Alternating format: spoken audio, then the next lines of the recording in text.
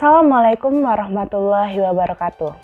Perkenalkan, saya Rizka Ducahyani dari Universitas Sriwijaya dengan NIM 0711 2819 24080. Pada kesempatan kali ini, saya akan menjelaskan isu terkait krisis moral. Sebelum lebih lanjut, saya akan menjelaskan pengertian moral terlebih dahulu. Secara etimologis, kata moral berasal dari kata mos dalam bahasa Latin dan bentuk jamaknya mores, yang artinya adalah tata cara atau adat istiadat. Dalam Kamus Besar Bahasa Indonesia, moral dapat diartikan sebagai akhlak, budi pekerti, atau susila. Moral merupakan salah satu bagian dari tatanan hidup masyarakat. Kebanyakan orang cenderung bertindak secara moral dan mengikuti pedoman sosial. Oleh karena itu, moral ini sangat penting dalam mengatur kehidupan dalam bermasyarakat. Undang-Undang Dasar Negara Republik Indonesia tahun 1945 menyatakan dengan gamblang dan jelas dalam mementingkan sisi-sisi terkait moral, keimanan, dan akhlak dalam kehidupan bermasyarakat.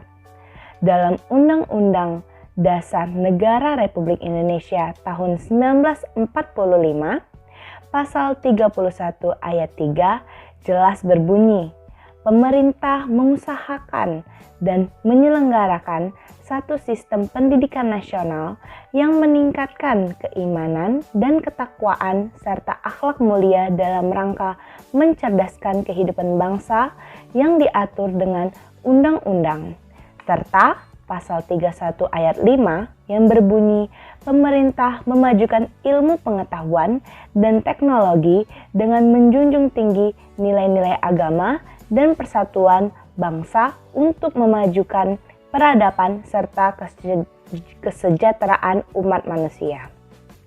Namun, masih banyak penyimpangan-penyimpangan moral yang terjadi di Indonesia ini. Selanjutnya, video yang akan saya berikan menunjukkan beberapa contoh kasus krisis moral yang ada di Indonesia. Penyimpangan dalam pendidikan seperti tak ada habisnya. Pemberian hukuman dengan dalih upaya mendidik salah satunya yang seringkali berujung pada tindak kekerasan. Pertengahan Maret lalu, seorang anak di Serdang Bedagai, Sumatera Utara dihukum sang guru menjilat WC sekolah hanya karena tidak membawa tugas yang diberikan. Bocah yang masih duduk di bangku sekolah dasar kelas 4 ini disuruh menjilat WC sebanyak 12 kali. Tak lama setelahnya, masih di lingkungan sekolah, seorang guru SMK di Purwokerto, Jawa Tengah menampar siswanya di depan kelas di hadapan teman-temannya. Pihak sekolah menyatakan kemarahan guru lantaran akumulasi kelakuan siswa tersebut sudah terjadi sejak setahun lalu. Tak hanya dilakukan guru, keluarga yang seharusnya menjadi pendidik utama seorang anak tak lepas dari tindak kekerasan. AZ, seorang anak di Pasuruan, Jawa Timur, mendapat tindak kekerasan yang dilakukan HR, kakek kandungnya sendiri. HR kerap menghukum cucunya sendiri dengan mengumpankan pada monyet peliharaannya hingga terluka. Video AZ yang mendapat siksaan ini pun beredar hingga kemudian menuai kecaman masyarakat. Akhir Maret lalu, seorang balita bernama Kalista harus kehilangan nyawa di tangan ibu kandungnya sendiri. Anak berusia 1 tahun 4 bulan ini sering mendapatkan siksaan dari sang ibu berupa gigitan, benturan, hingga sundutan rokok. Yang miris yang kerap terjadi belakangan ini adalah tindakan masyarakat yang tak wajar dalam memberikan hukuman kepada anak. Awal April lalu, seorang anak di Bekasi, Jawa Barat dipukuli dan ditelanjangi warga karena kepergok mengambil jaket yang sedang dijemur. AJ yang masih duduk di bangku kelas 1 SMP ini diarak sepanjang 500 meter dalam kondisi tak berpakaian sambil dipukuli warga yang marah. Yang terbaru, viral sebuah video yang memperlihatkan seorang anak menyiram oli bekas ke tubuhnya. Anak yatim piatu ini dihukum pemilik bengkel karena mencuri onderdil motor.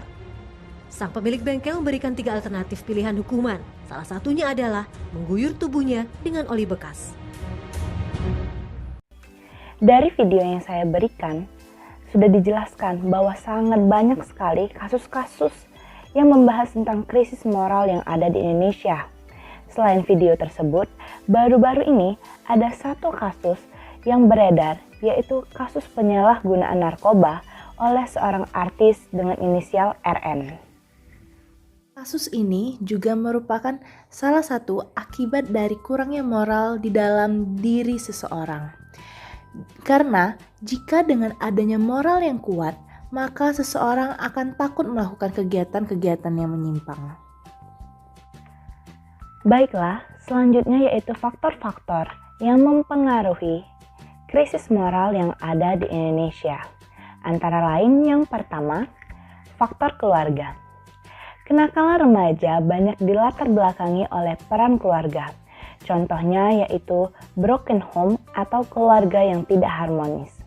Dari keluarga yang tidak harmonis ini dapat memberikan dampak mental dan psikologis terhadap anak. Yang kedua yaitu krisis identitas. Perubahan biologis dan sosiologis pada diri remaja memungkinkan terjadinya dua bentuk integrasi. Pertama, terbentuknya perasaan akan konsistensi dalam kehidupannya. Kedua, tercapainya identitas peran. Terjadinya krisis moral karena remaja gagal mencapai integrasi keduanya.